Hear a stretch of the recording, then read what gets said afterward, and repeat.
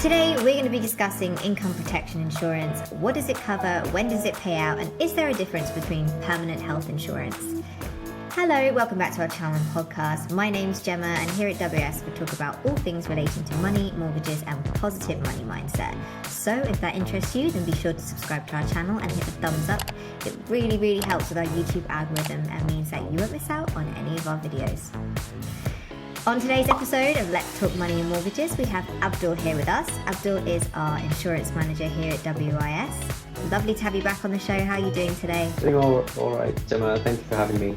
Yeah, welcome back. So today we're going to be talking about income protection insurance. So let's get into it. We've had a lot of people ask us questions recently about this, so we thought we would do a video. So the first question I think we should start with, for everyone who doesn't know, what is income protection? Income protection is a policy that's designed to protect against incapacity. So incapacity which is caused by illness or injury. And that's, I think, the simplest way to explain it. Okay.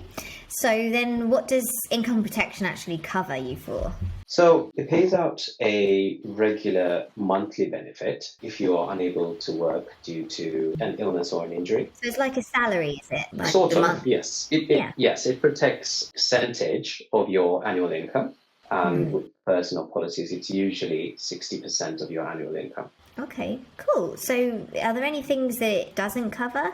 Yes, so I think all providers are very straightforward with not covering any incapacity that comes about due to any alcohol abuse or any drug use. That's one key factor that no one will cover. The second thing is, which I've seen a lot of our clients and a lot of people confuse, is cover when you are made redundant. Income protection. So it won't pay you if you've lost your job or if you've been made redundant in any way. So like the label says on the tin, it will cover you if you are unable to work due to a medical reason. And you need to be employed during that period. And that's when you get the payout. So going back to the question, what does income protection cover you for? Do you mind just kind of running through the main sort of things that most policies would cover you for? So the good part about income protection policies is that what you can get covered is quite extensive. When they say it will cover you for incapacity due to illness or injury, they really do mean it. So you can get cover for anything from serious illnesses or even stuff that wouldn't be classed as a serious illness, surgeries, broken bones, even mental health issues. And fairly recently, the research shows that mental health issues are, I think, one of the highest claims or the second highest claims for an income protection plan. So the best part is it covers quite an extensive range and there's no limits to... Okay. So would you suggest to someone that it is worth getting income protection insurance? I think the easiest way to put that would be, we've talked about protection quite a few times on the show. We've talked about life insurance and medical insurance and all these things, and how all of those products have their purposes and they're quite important.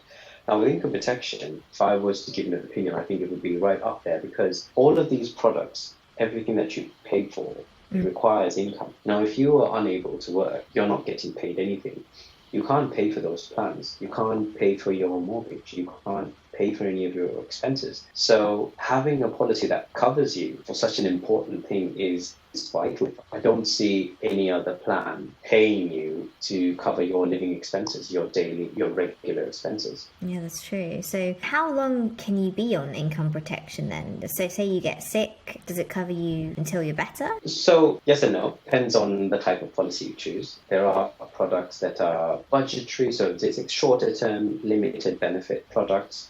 And then there are the comprehensive plans. So it depends on what you choose. Essentially, just looking at how long the policy can run for, it needs to end before your 70th birthday or until your planned retirement age. So whichever comes earlier, that's when the policy must end. But in terms of cover, obviously the shorter plans will generally be cheaper, so thereby more affordable. But I guess, having a long-term or comprehensive plan has its benefits. One of the examples that I come back to quite often is a particular client, not one of ours, but something that the insurers go back to quite frequently, is someone who's taken out a income protection plan, a comprehensive one, which essentially covers him until he retires. I think a short while after he's gotten the policy, he had a stroke and right after was partially paralyzed. And the policy has been paying him, last I checked, for 33 years. Essentially, he's unable to go back to work, but because he's got the policy, he receives this regular benefit. That speaks for itself. Quite a good thing to have. Definitely.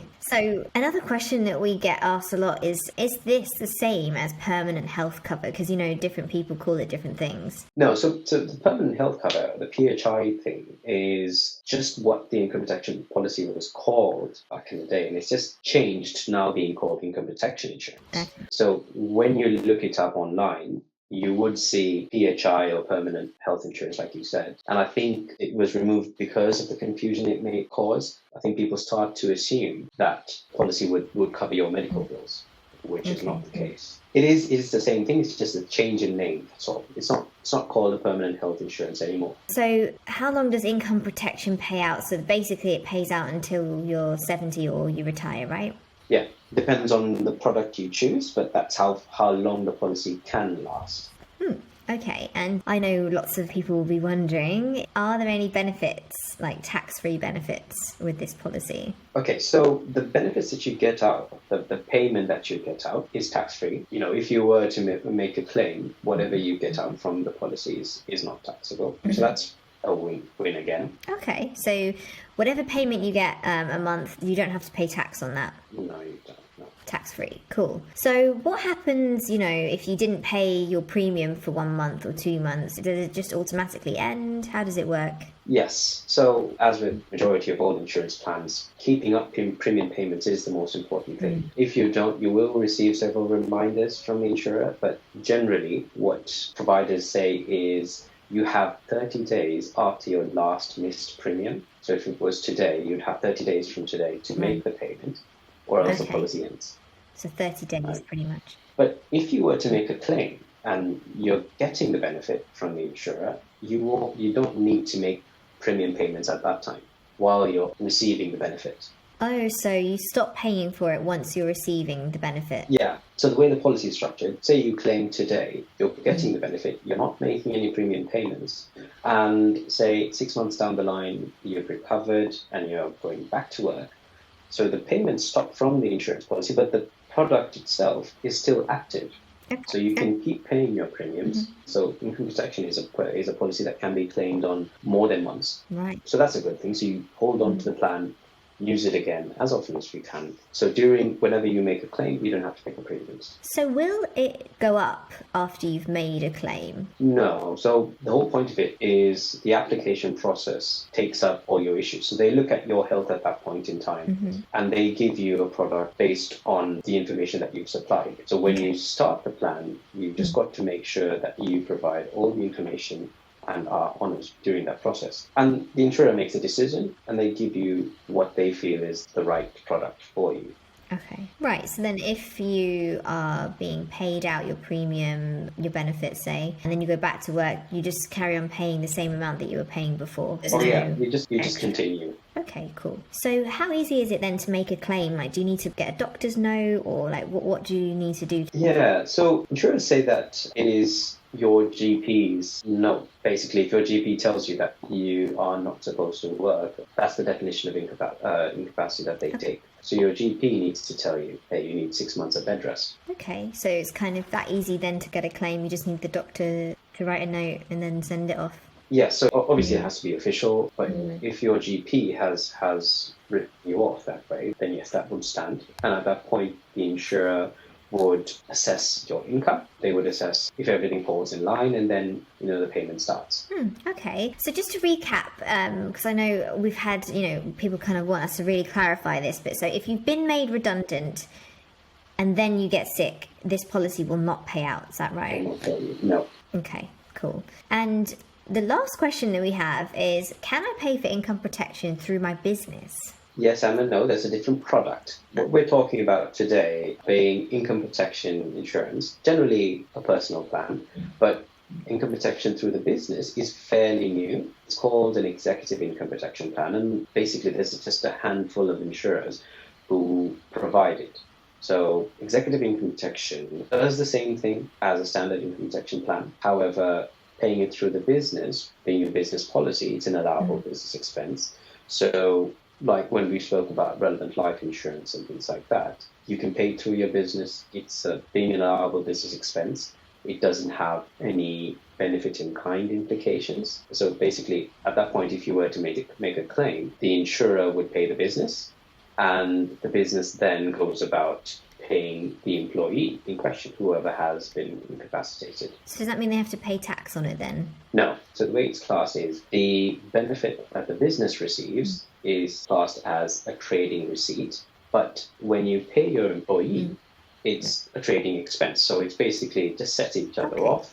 But the employee, on the other hand, still receives his normal income. So if you were receiving your salary, you'd still receive it in the same way. So the employee has the same tax that he'd pay normally. Okay, cool. So do you have anything else that you think would be key for people to know about income protection insurance? I think, especially in this day and age, a lot of people don't look into income protection. We've seen that when we speak to clients. But I think a lot of people aren't aware of how often an income protection policy can be claimed on. Because, like I mentioned earlier, it's not just a serious illness. One of the key issues that income protection stats show that people are claimed on is mental health issues and then musculoskeletal issues. So basically that would fall under back pain, neck issues, which is fairly common with people who work in an office like us. Those kinds of things, those minor issues can put you off work for a while. And the key factor everyone needs to be aware of is generally sick pay is part of the government benefits, which is SSP or statutory sick pay, which doesn't really come up to a lot. I think last I checked this was £94 a week, which, to be fair, doesn't really help much. So having a policy which at least pays the most vital expenses, your mortgage, for example, your rent, utilities, food, those are things that you need to have covered regardless. And having a policy that helps you do that is brilliant, especially during the times that we've experienced over the last 12 months. Insurance has never been more important.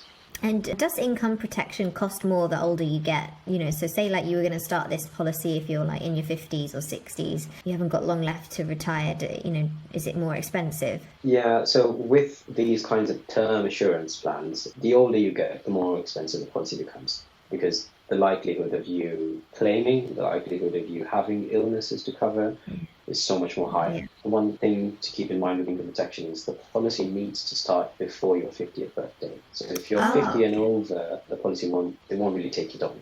Okay. So what options are there for people who are over 50? Are there any? I don't think there are any options for people who are above a certain age, because the issue carries on to other products as well, with life insurance, relevant life and things like that.